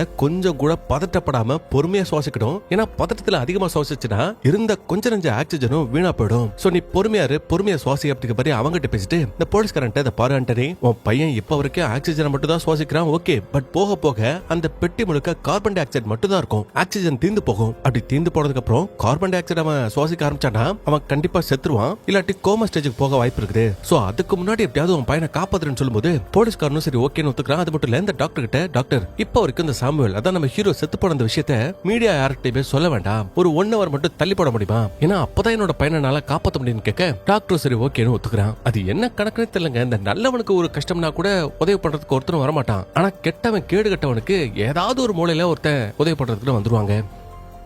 அதுக்கப்புறம் இந்த ஆண்டனி அகமத் கேஸ் பத்தி ஒரு ஸ்டேஷன் விசாரிச்சிருப்பா இல்லையா, இப்ப அவங்க கால் பண்ணி, சார் நீங்க கேட்ட டீடைல்ஸ் எல்லாத்தையும் நான் எடுத்துட்டேன் சார், அதுல இந்த இறந்து போன பொண்ணு இருக்கால அவளுக்கு ஒரே ஒரு அம்மா மட்டும் தான், பாவம் பொண்ணு இறந்த சோகத்துல அவங்களும் கொஞ்ச நாள் இறந்துட்டாங்க. அதே மாதிரி அகமத்துக்கு அந்த தண்டனை கிடைச்சு 20 வருஷம் ஜெயிலுக்கு போனதுக்கு அப்புறம் அவனை ரிலீஸ் பண்ணிட்டாங்க. பட் வெளியில வந்த உடனே என்ன நினைச்சானோ எது நினைச்சானோ தெரியல, அவனை தூக்கு மாட்டி தற்கொலை பண்ணி இறந்து போயிட்டான் அப்படிங்கிற மாதிரி சொல்றாங்க. சோ இந்த நியூஸ் ஆண்டனி கேள்விப்படும் போது இவனுக்குள்ள என்ன நினைச்சிருப்பானா, இந்த கேஸ்க்கும் இதுக்கு முன்னாடி உள்ள கேஸ்க்கும் ஏதாவது சம்பந்தம் இருக்குமோ, அதனால தான் அது ஒரு க்ளூவா கொடுத்திருக்கானோ அப்படிங்கிற மாதிரி உனக்கு ஒரு தாட் வந்திருக்கும். பட் இப்ப அவங்க சைடுல எந்த விதமான கனெக்ஷனும் இல்லாதனால நம்ம அசம்ஷன் தப்பா இருக்குமோன்னு யோசிச்சு முடிக்கல. அதுக்குள்ளேயே மறுபடியும் அந்த போலீஸ்காரர் அதாவது இன்ஃபர்மேஷன் கொடுத்தார் இல்லையா, அவர் கால் பண்றாரு. இது மாதிரி சார் நான் சொல்ல வந்த விஷயத்த முழுசா சொல்லலையே, அதனா பல வருஷத்துக்கு முன்னாடி இருந்த அந்த 16 வயசு பொண்ணு செத்து போன அந்த கேஸ்ல உண்மையான குற்றவாளி அந்த அகமத் கிடையாது, அதே ஊர்ல இருந்த ஒரு பெரிய எம்எல்ஏவோட பையன் தான் அந்த குற்றத்தை பண்ணிருக்கான். ஆனா இந்த ஆண்டனி காசுப்பட்டு உண்மையான குற்றவாளியை விட்டுட்டு இந்த அப்பாவி பாவம் அகமத் இருக்கான் இல்லையா, அவன் அந்த கேஸ்ல மாட்டி விட்டு ஜெயில தூக்கி போட்டு 20 வருஷம் அவன் தண்டனை அனுபவிச்சிருக்கான். இப்படி இந்த கேஸ பத்தி ஆல்ரெடி எனக்கு நல்லா தெரியா,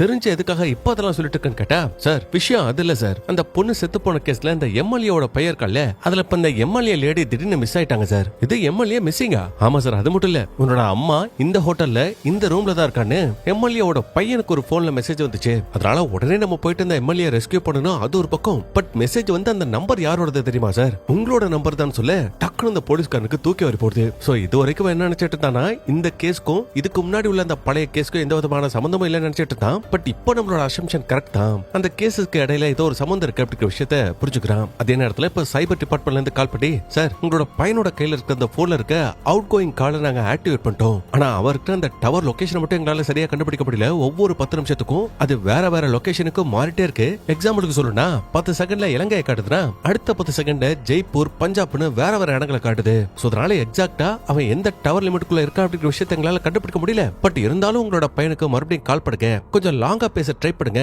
நாங்க அதுக்குள்ளேயே அவன் இருக்கிற இடத்தை கண்டுபிடிக்கிறதுக்கு ட்ரை பண்றோம்னு சொல்லிட்டு இவங்க கால் பண்ண சொல்றாங்க. அப்ப இந்த அப்பங்கார கால் பண்ணதுமே அந்த பக்கம் ஆப்போசிட்ல இருக்க புள்ள அப்படியே கதறான், அப்பா அப்பா என்னோட போன் ஆஃப் ஆக போகுதுப்பா, சீக்கிரம்பா ஏதாவது பண்ணுங்கப்பா, என்ன காப்பாத்துங்கப்பா காப்பாத்துங்கப்பா அப்படிங்கிற மாதிரி கதறான். அப்ப அப்படியே டேய் பதறப்படாதடா, பொறுமையாடுறா, ஆக்சிஜன் தீர்ந்து போயிருண்டா, நான் உன்னை எப்படியாவது காப்பாத்துறேன்டான்னு சொல்றதுக்குள்ளேயே அந்த போன் கால் சார்ஜ் இல்லாதனால கட் ஆயிடுது. அண்ட் ரொம்ப நேரம் அந்த கால் கான்வர்சேஷன் போகாதனால அந்த பையன் எந்த லிமிட்டுக்குள்ள எந்த டவருக்குள்ள இருக்கான் அப்படிங்கிற விஷயத்தை சைபர் செல்லாலையும் கண்டுபிடிக்க முடியல. சோ அதனால ஆண்டனியோ உடஞ்சு போயிட்டான். அதாவது தன்னோட புள்ள உயிரோட இருக்கா அப்படிங்கிற விஷயமும் தெரிஞ்சு அவனை காப்பாற்ற முடியலையே, இனிமே அவனை எப்படி ட்ரேஸ் அவுட் பண்ண போறோம் அப்படிங்கிற மாதிரி திணறான். ஆனா அந்த நேரத்துல தான் திடீர்னு டிவில ஒரு நியூஸ் ஒன்று போயிட்டு இருக்குது. என்னன்னு பார்த்தா இப்போ ஒரு எம்எல்ஏ பத்தி பேசிட்டு இருந்தோம் இல்லையா, ஒரு ரூம்ல கூட அடைச்சு வச்சுக்கிறதா சொல்லிருப்பாங்களே. சோ இப்ப அந்த ரூம்ல இருந்து ஒரு வீடியோ எடுத்து அது மீடியாவோட கையில கிடைச்சிருக்கு. இப்ப இந்த எம்எல்ஏ லேடி கரெக்டா ஒரு 20 வருஷத்துக்கு முன்னாடி நடந்த அந்த கேஸ சொல்லி, அந்த கேஸ்ல ஒரு 16 வயசு பொண்ணு பாதிக்கப்பட்டா, பாலியல் ரீதியா துன்புறுத்தப்பட்டு கொல்லப்பட்டா. சோ அந்த கொலைக்கு காரணமா இருந்தது என்னோட புள்ள சூரஜ் தான். பட் அப்ப நான் எம்எல்ஏ இருந்ததுனால என்னோட அதிகார பலத்தை பயன்படுத்தி அப்ப இருந்த எஸ்ஐ ஆண்டனிக்கு லட்சக்கணக்கில் பணத்தை கொடுத்து என் பிள்ளைக்கு பதிலா ஹகமத் அப்படிங்கிற ஒரு அப்பாவே அந்த கேஸ்ல மாட்டி விட்டேன். அதுக்கு இப்போ உங்க எல்லாத்துக்கிட்டையும் மன்னிப்பு கேட்டுக்கிறேன் அப்படிங்கிற மாதிரி அந்த லேடி எல்லா உண்மையும் தூக்கி போட்டு உடைச்சிருது. சோ அவ்வளவுதான். இந்த விஷயம் தெரிஞ்ச உடனே ஆண்டனியை சுத்தி இருக்கிற எல்லாருமே இவனை ஒரு கேவலமா அட்டை நச மாதிரி பார்த்துட்டு இருக்காங்க. அதே மாதிரி இந்த நியூஸ் போயிட்டு இருக்கும் போதே இவன் ஒரு பிளாஷ்பேக் ஒன்று நினைச்சு பாக்குறான். அதுல இந்த எம்எல்ஏவோட பையனை காப்பாற்றணும் அப்படிங்கிறதுக்காக இவன் காசை வாங்கிட்டு வீட்டுக்கு வந்திருப்பான். அப்ப அவனோட லஞ்ச பணத்தை அவனோட பொண்டாட்டி மூஞ்சில விட்டு இருந்துச்சு. சீ, நீ எல்லாம் ஒரு மனுஷனா? எத்தனை டைம் சொன்னாலும் திருந்த மாட்டியா? எதுக்கா அப்படி அடுத்து உங்களோட வயித்துல அடிக்கிற? ஏன் லஞ்சம் வாங்குற? எதுக்குடா? நம்ம ஃபியூச்சர்ல சந்தோஷமா வாழ வேண்டாமா?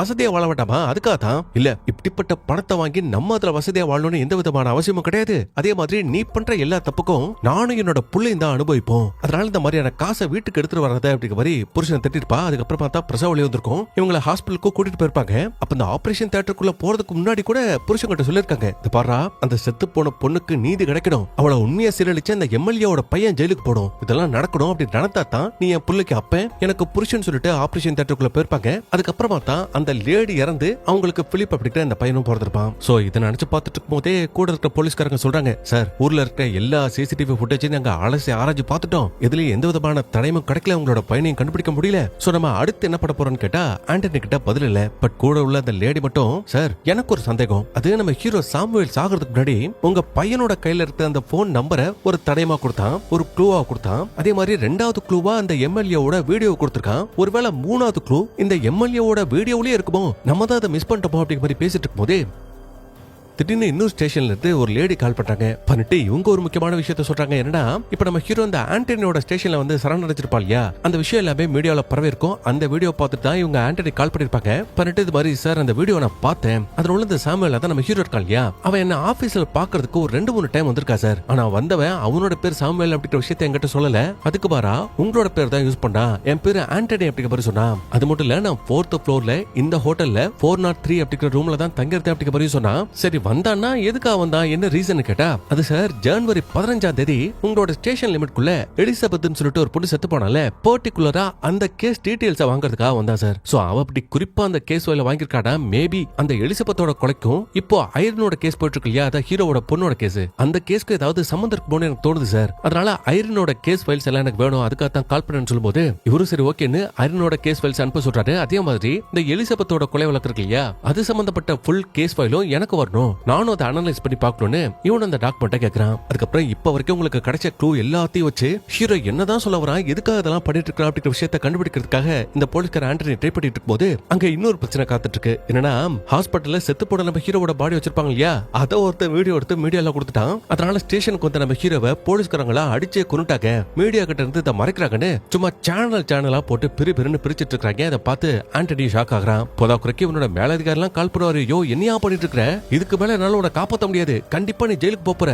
சார் அது எனக்கும் தெரியும் சார், நான் செஞ்ச எல்லா தப்பையும் ஒத்துக்கிட்டு நான் ஜெயிலுக்கு போக தயாரா இருக்கேன். பட் ஒரு 1/2 மணி நேரம் மட்டும் எனக்கு டைம் கொடுங்க, அதுக்குள்ளே என் பையனை காப்பாத்துறேன், அதுக்கப்புறம் நீங்க என்ன சொன்னாலும் நான் கேட்கறேன். டக்குனு போன் கால கட் பண்ணிடுவான். இந்த கேப்ல எம்எல்ஏவை ஒரு ஹோட்டல் ரூம்ல நம்ம ஹீரோ கட்டி போட்டிருப்பாங்க இல்லையா, இப்ப அந்த லேடி செத்துருவாளான்னு பார்த்தா இல்லங்க, உயிரோட தான் இருக்கா. அதே மாதிரி ஆண்டனி கேட்டிருப்பாள் இல்லையா, இந்த எலிசபெத்னு சொல்லிட்டு ஒரு பொண்ணோட கொலை வழக்கு பத்தி. இப்ப அந்த கேஸ் டீடைல்ஸையும் அந்த பொண்ணோட போட்டோவையும் கொடுத்து, இந்த பொண்ணோட பேர் தான் சார் எலிசபெத், இவ ஜனவரி 15ஆம் தேதி தான் கொல்லப்பட்டா. அதுவும் அந்த பொண்ணை கடைசி அவளோட ஃப்ரெண்ட்ஸ் எல்லாருமே அவளோட ஹாஸ்டலை விட்டு வெளியில போகும்போது தான் பாத்திருக்காங்க. மாருதி பிரீஸா ரெட் கலர் கார்ல போறத பாத்திருக்காங்க. அப்ப அந்த விஷயத்தை இந்த லேடி சொல்லிட்டு இருக்கும்போது டக்குனு அந்த போலீஸ்காரன் வெளியில எட்டி பார்த்து நம்ம ஹீரோ அந்த ஸ்டேஷனுக்கு வரதுக்காக ஒரு கார் பயன்படுத்திருப்பாள் இல்லையா, அந்த காரும் சேம் கலர் தான், சேம் பிராண்ட் தான். ஒருவேளை இந்த கார் அந்த காரா இருக்குமோ அப்படிங்கிற மாதிரி யோசிக்கிறான். பட் இந்த லேடி இல்ல சார், இந்த கார் அந்த காரா இருக்க சான்ஸ் இல்ல. பட் நமக்கு இந்த காரை வச்சு புதுசா இன்னொரு இன்ஃபர்மேஷன் கிடைச்சிருக்கு. அதுனா இந்த காரோட ஓனர் யார் தெரியுமா, ஐரின் கேஸ்ல சம்பந்தப்பட்டிருக்க அந்த ராஜு பையலோட காரு. இதுல இன்னொரு ஆச்சரியப்படுற விஷயம் என்னன்னா, செத்து போன அந்த ஐரின், எலிசபெத் இந்த ரெண்டு பொண்ணுங்களோட அடாப்சி ரிப்போர்ட்டை செக் பண்ணி பார்க்கும்போது அவங்க 2 பேரோட நாக்குமே வெட்டப்பட்டிருக்கு. சோ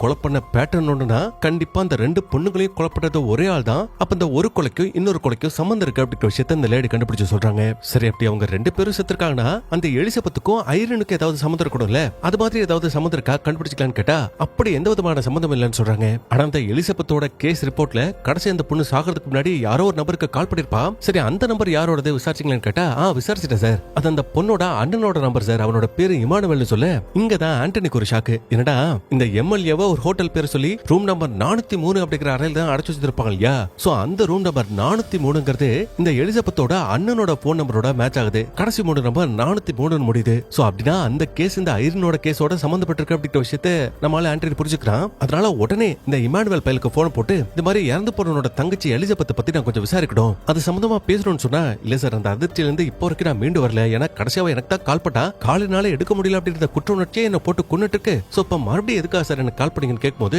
டேய் எனக்கு எல்லாம் தெரியும் புரியுது, பட் ரொம்ப முக்கியமான விஷயம்டா, உடனே பேசணும்டான்னு சொன்னா அவன் 1 நிமிஷம் சார் கஸ்டமர் வந்திருக்காங்க, அவங்கள்ட்ட பேசிட்டு நான் மறுபடியும் கால் பண்ணிட்டேன்னு காலை கட் பண்ணி விடுவான். அப்பதான் போலீஸ்காரன் யோசிக்கிறான், அதாவது இந்த எம்எல்ஏ அடைச்சு வச்சிருந்த அந்த ஹோட்டலும் இந்த இமானுவேல் வேலை செய்யற அந்த ஹோட்டலும் ஒரே ஹோட்டல் தான். அதுவும் அவன் போன் எடுக்கும்போது ஒரு பதட்டமா யாரோ ஒருத்தர் கால் பண்றாங்க அப்படிங்கிற மாதிரி எடுத்துக்க மாட்டான். ஏதோ ரொம்ப நாள் பழகுறவங்க பேசுறவங்கள்ட்ட இல்லாட்டி காலை எதிர்பார்க்கறவங்கள்ட்ட மட்டும் தான் நம்ம ஹலோ சொல்லுங்க சார் அப்படிங்கிற மாதிரி கேட்போம் இல்லையா, அதே மாதிரி தான் அந்த பையன் கேட்டிருப்பான். அதனால இவர் சந்தேகத்துல மறுபடியும் அதே நம்பருக்கு கால் பண்ணா அவனுக்கு கால் போக மாட்டேங்குது. கால் ஃபார்வர்ட் ஆகி நம்ம ஹீரோவோட மனைவி இருக்கா இல்லையா, அவளுக்கு கால் போகுது. சோ அவங்க போன் எடுத்ததுமே, தெரசா உனக்கு என்னோட பையன் எங்க இருக்கான்னு தெரியும் தானே, சொல்லு அவன் எங்க இருக்கான்னு சொல்லு, அவனை எப்படியாவது நான் காப்பாற்றணும் சொல்லுன்னு அவன் கெஞ்சும் போது அவங்க ரொம்ப கூலா ரிலாக்ஸ்டா பேசிட்டு இருக்காங்க. இந்த மாதிரி என்னோட ஹஸ்பண்ட் சாவு மேல நீ குறைச்சு மதிப்பிட்டுட்ட, ஆனா அவரு சாகிறதுக்கு முன்னாடியே நீ எந்த இடத்துல உன்னோட கேஸ் ஆரம்பிச்சியோ அந்த இடத்துல இருந்து இப்ப கடைசியா ஐரின் கேஸ் வரைக்கும் எல்லாத்தையும் அனலைஸ் பண்ணிட்டாரு. நீ இப்போ இந்த டைம்ல எனக்கு கால் பண்ணுவா அப்படின்ற விஷயம் கூட அவரோட கால்குலேஷன் தான். அதே மாதிரி என்னோட புருஷன் ஃபர்ஸ்ட் என் பொண்ணோட கேஸா தான் ஐரினோட கேஸா தான் விசாரிச்சாரு, ஆனா அப்பதான் அவருக்கு எலிசபெத்தோட கேஸ் மாட்டுச்சு. அது மட்டும் இல்ல,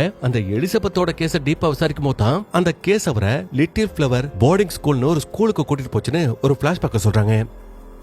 அதுல நம்ம ஹீரோ அந்த ஸ்கூலுக்கு போயிட்டு 20 வருஷத்துக்கு முன்னாடி அந்த ஸ்கூல்ல வேலை பார்த்த ஒரு சிஸ்டர் கிட்ட பேசும்போது தான் ஒரு கொடூரனை பத்தின உண்மை தெரிய வருது. என்னன்னா ஒரு 20 வருஷத்துக்கு முன்னாடி இவங்க ஸ்கூல்ல ஒரு சைக்கோ பையன் படிச்சிருக்கான். அவன் கூட இருக்க பொண்ணுங்களை எப்ப பாரு ஒம்பளுக்கிறது, சடையை பிடிச்சி இழுக்கிறது, அடிக்கிறது. ஏன் ஒரு இடத்துல ஒரு பொண்ணு போர்ட்ல எழுதிட்டு இருக்கும் போது திடீர்னு அந்த பொண்ணோட பாவாடையை அந்த பையன் கழட்டி விட்டுட்டு ஓடி போயிருக்கான். சோ அவள்தான் இது வரைக்கும் சின்னதா நிறைய விஷயம் பண்ணா, ஸ்கூல் போனா போதுன்னு விட்டுச்சு. பட் இப்ப அவன் பண்ணது எவ்வளவு பெரிய அசிங்கம், அவமானம். அதனால இதுக்கு மேலே அவனை சும்மா விடக்கூடாதுன்னு அவங்க அப்பா வர வச்சு அந்த சிஸ்டர் கண்ணா அப்படான்னு திட்டி இருக்காங்க. அப்ப பதிலுக்கு அந்த அப்பா என்ன தெரியுமா பட்டான், அவன் புள்ள பண்ண தப்புக்காக அவனோட ஷர்ட் பேண்ட் டவுசர் எல்லாத்தையும் கழட்டி விட்டு உடம்புல ஒட்டு துணி இல்லாம ஸ்கூல்ல ஓட விட்டுருக்கான். அதாவது நீ பண்ண தப்புக்கு இதான் பனிஷ்மெண்ட் அப்படிங்கிற மாதிரி அவனை ஓட விட்டுருக்கான். அப்படி ஓட விட்ட அந்த அப்பங்கிற வேற யாரும் கிடையாது, இந்த ஆண்டனி தான். அந்த ஓடி போன அந்த சின்ன பையன் தான் இந்த போலீஸ்காரனோட பையன் பிலிப்ஸ். அதுக்கப்புறம் ஸ்கூல்ல இப்பேற்பட்ட அவமானம், அதாவது பசங்களுக்கு முன்னாடி துணி இல்லாம அந்த பையன் ஓடி இருக்கான். அப்படி ஓடினா நார்மலா இருக்க எவனும் கண்டிப்பா அந்த ஸ்கூலுக்கு திரும்பி வந்திருக்க மாட்டான். பட் இந்த பிலிப்க்கு அவனோட அப்பா அவ்வளவு பயம். சோ அவன் மேல உள்ள அந்த பயத்தினாலேயே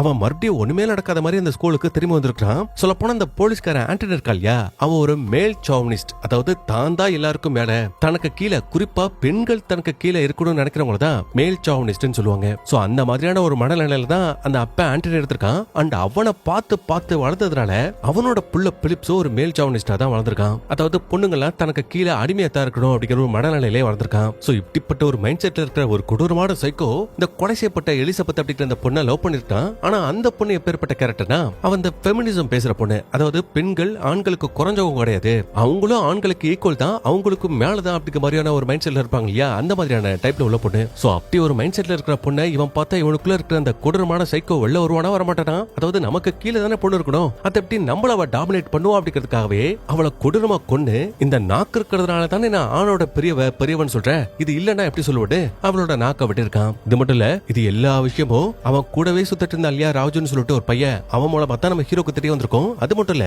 இப்ப இந்த சைக்கோ ஒரு கொலையை பண்ணிட்டான். அதாவது ஒரு ஃபெமினிசம் பேசுற ஒரு பொண்ணை கொன்னதுனால இவனுக்குள்ள ஒரு போதை ஏற்பட்டிருக்கு. சோ இப்படி இதுக்கப்புறம் எந்தெந்த பொண்ணெல்லாம் தான் தான் பெருசு, ஆண்களுக்கு நாங்க குறைஞ்சவங்க கிடையாதுன்னு பேசுற மைண்ட் செட்ல யார் யாரெல்லாம் இருக்காங்களோ அவங்கள தேடி தேடி கொல்லணும்னு முடிவு எடுத்திருக்கான். அப்படி மட்டும் தான் நம்ம ஹீரோவோட பொண்ணு ஐரின். எப்ப அவன் கொல்லணும்னு முடிவு எடுத்திருப்பானா, அதாவது ஸ்டார்டிங் சீன்ல இந்த ஆண்டனியால தீப்தி அப்படிங்கிற பொண்ணு இறந்து போயிருப்பா. சோ அவளுக்கு நீதி கிடைக்கணும் அப்படிங்கிறதுக்காக இந்த ஆண்டனியை திட்டத்துக்காக அந்த பொண்ணு ஹோட்டலுக்கு வந்திருப்பா இல்லையா, அப்ப இந்த பிலிப்போட அப்பனை நோக்கி விரல் காட்டி பேசியிருந்திருப்பா. உன்னை சும்மா விட மாட்டேன், கண்டிப்பா உன் மேல கேஸ் போடுவேன் அப்படிங்கிற மாதிரி விரல் நீட்டி பேசிருப்பா. சோ அந்த விஷயம் அவனை போட்டு ட்ரிகர் பண்ணிருக்கோம். ஒரு ஆம்பளைய பார்த்து பொண்ணு விரல் நீட்டி பேசலாம், அதுவும் தான் அப்பனை பார்த்து பேசலாம் அப்படிங்கிற மாதிரி அவனுக்குள்ள அப்பவே அந்த வெஞ்சன்ஸ் உருவாயிருக்கும். அந்த நிலைமையில தான் ஒரு நாள் இந்த பையனும் இவனோட ஃப்ரெண்ட் இந்த ராஜுங்களோட சேர்ந்து ரூம்ல சரக்கடிச்சிட்டு இருப்பானுங்க. இந்த போலீஸ்காரரும் போட்டு அடி அடி நடிச்சிருப்பாரு. அவன் தப்பிச்சு வெளியில ஓடி போயிருப்பான். அப்போ ஒரு இடத்துல கார்ல ஒளிஞ்சு எட்டி பார்க்கும் போது அங்க நம்ம ஹீரோவோட பொண்ணு இவனோட அப்பன் கூட பேசிட்டு கார்ல செம ஸ்பீடா அங்க போயிருப்பா. ஆண்டனி பின்னாடியே ஃபாலோ பண்ணிட்டு போயிருப்பான். அப்ப அவ போறா அப்படிங்கிற விஷயத்தை இவன் நோட் பண்ணிட்டு இவனும் அவளை ஃபாலோ பண்ணிட்டு பின்னாடியே போயிருப்பான். அப்போ ஒரு குறிப்பிட்ட இடத்தை தாண்டி இந்த போலீஸ்காரர் அந்த பொண்ணை ஃபாலோ பண்ணாம சரி ஓகேன்னு விட்டுட்டு போயிருவாரு. ஆனா அந்த பொண்ணு காரை ரிவர்ஸ் எடுத்துட்டு வரப்போ தெரியாதரமா இவனோட கார் மேல மோதுற மாதிரி வந்துரும். சோ இவன் ஆல்ரெடி போதல இருந்திருக்கான், அதனால உனக்கு கண்ணு தெரியடி, பார்த்து வரமாட்டியாடி அப்படிங்கிற மாதிரி அவளை பிடிச்சி கண்ணப்படம் திட்டிருக்கான். அப்ப அவளும் பதிலுக்கிட்டே நான் கரெக்டா தான் வந்தேன், நீ முதல்ல மரியாதையா பேசுறான்னு விரல் நீட்டிருப்பா. அந்த பையல கீழே தள்ளி விட்டுருப்பா. சோ அந்த கோவத்துல அதாவது ஆம்பளை பார்த்து நீ கை நீட்டி பேசிடுவாடின்னு கீழே கடந்த கல் எடுத்து அந்த பொண்ணோட தலையை வெளியில எடுத்து அட்டி அடின்னு அடிச்சு அதே இடத்துல அவளை கொலை பண்ணிருப்பா. சோ அவளை கொலை பண்ணது இந்த ஆண்டனியோட புள்ள பிலிப்ஸ் தான். சோ இந்த விஷயத்துல ஹீரோவோட மனைவி சொல்ல சொல்ல இந்த ஆண்டனி அறான்றான். அது மட்டும் இல்ல, நம்ம ஹீரோ மாதிரியே இப்ப இந்த லேடிய விஷயத்தை சாப்பிட்டுட்டாங்க அப்படிங்கிற விஷயத்தை புரிஞ்சுக்கிட்டு பாருங்க தெரசா உங்களுக்கு எதாகாது, என் புள்ள எங்க இருக்கா அப்படிங்கிற விஷயத்தை மட்டும் சொல்லுங்க, அடுத்த நிமிஷமே ஆள் அனுப்பி உங்களை காப்பாத்துறேன்னு சொன்னா இந்த லேடி சிரிக்கிறாங்க. ஆண்டனி என் பொண்ணு ஐரின் செத்துட்டா, என் ஹஸ்பண்ட் சாமுவேல் செத்துட்டாரு, இப்படி இவங்க ரெண்டு பேரும் செத்து இனிமே நான் உயிரோட வாழ்ந்து என்ன பண்ண போறேன், அதனால நானும் என்னோட குடும்பம் இருக்கிற அதே இடத்துக்கு தான் போறேன். பட் போறதுக்கு முன்னாடி என்னோட ஹஸ்பண்ட் கடைசியா உனக்கு ஒரு க்ளூ கொடுக்க சொன்னாரு, அந்த க்ளூ கொடுக்கறதுக்காக தான் கால் பண்ணேன்னு ஏதோ ஒரு மொபைல் நம்பர் சொல்லிட்டு ஹீரோவோட மனைவி இறந்து போயிடுவாங்க. அப்ப அந்த நம்பரை நோட் பண்ணதுமே மத்த போலீஸ்காரங்கள சார் உடனே இந்த நம்பருக்கு கால் பண்ணலாம்னு கேட்டா, யோ எப்படியா கால் பண்ணுவேன், அது என்னோட போன் நம்பர்யா அப்படிங்கிற மாதிரி ஆண்டனி டென்ஷன் ஆகுறான். அப்ப பக்கத்துல உள்ள லேடி சார் உங்க மகனோட கேஸ்ல திரும்ப திரும்ப உங்களோட நம்பர் சம்மந்தப்படுதுன்னா கண்டிப்பா ஹீரோ உங்களோட வீட்டை தான் மீன் பண்றான்னு நினைக்கிறேன் சார். சோ நம்ம அங்க போயிட்டு உங்களோட பையன் இருக்கானு தேடி பார்க்கலாம்னு சொல்லிட்டு மொத்த போலீஸ் போர்ஸும் இந்த பையனோட வீட்டுக்கு போறாங்க. அங்க சுத்தி இருக்கிற எல்லா இடமும் தேடுறாங்க. அப்படி தேடி கடைசியா நம்ம ஹீரோ புதைச்சு வச்சிருந்த அந்த சவப்பட்டியும் கண்டுபிடிக்கிறாங்க. பட் ட்விஸ்ட் என்னன்னா அந்த சவப்பட்டிக்குள்ள இந்த போலீஸ்கார ஆண்டனியோட பையன் இருப்பானு பார்த்தா இல்ல, அதுக்கு மாறா அவனோட ஃப்ரெண்ட் இந்த ராஜு இருக்கா இல்லையா, அவனத்தான் நம்ம ஹீரோ அந்த மண்ணில் போட்டு புதைச்சு வச்சிருக்கான். அதுவும் அவன் மூச்சு விடணும் உயிரோட இருக்கணும் அப்படிங்கிறதுக்காகவே ஒரு ஆக்சிஜன் சிலிண்டரை அந்த பெட்டிக்குள்ள கனெக்ட் பண்ணி வச்சிருப்பான். அப்ப அந்த விஷயத்தை பார்த்தவங்க உள்ள போலீஸ் லேடியும் சார் சாமுவேல் அனுப்புற அந்த வீடியோல இந்த ராஜ் பாபர் நாய் விட்டு கடிச்சு கொண்டதை பார்த்தபே சார், அப்புறம் எப்படி சார் அவன் உயிரோட இருக்கான், இல்ல சாமுவேல் யாரையும் கொல்லல, அப்ப இங்க பெட்டிக்குள்ள அடப்பட்டு கிடக்கிறது ராஜுடா உங்களோட பையன் பிலிப் எங்க இருக்கான்னு கேட்டா இவருக்கு அதுக்கு பதில் தெரியல.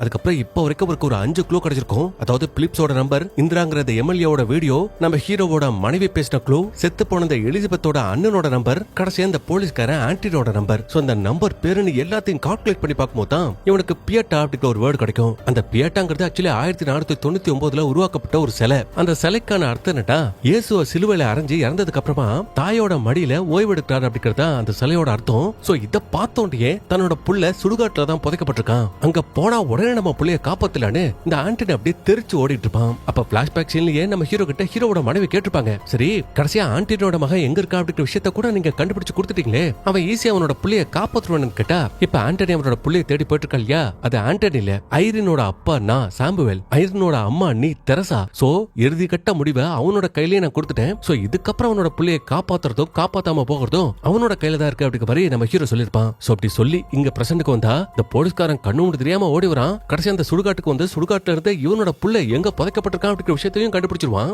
ஆனா கண்டுபிடிச்ச அவனால அந்த சமாதியை நோண்டி அவனோட புள்ளைய காப்பாற்ற முடியல. ஏன்னா யோசிச்சு பாருங்க, இவன் ஒரு கொடூரமான சைக்கோ, ஆணாதிக்கவாதி. பேர்பட்ட சைக்கோ பட்டு இவன் காப்பாத்துறானா அதுக்கப்புறம் அவன் அடுத்து இன்னும் எத்தனையோ பொண்களை பெமினிஸ்டுகளை கொண்டுகிட்டே இருப்பான். பெண்களை தாழ்வா இழிவா நடப்பான். அவனை மாத்த முடியாது, திருத்த முடியாது. போதா குறைக்க இவனோட பொண்டாட்டி சாகிறதுக்கு முன்னாடி வர சொல்லிருப்பாங்க இல்லையா, இது மாதிரி நீ பண்ண பாவ எல்லாத்தையும் நானும் என்னோட புள்ளையும் தான் அனுபவப்போடு. அதே மாதிரி அனுபவிச்சு இவனோட மனைவி செத்துட்டாங்க.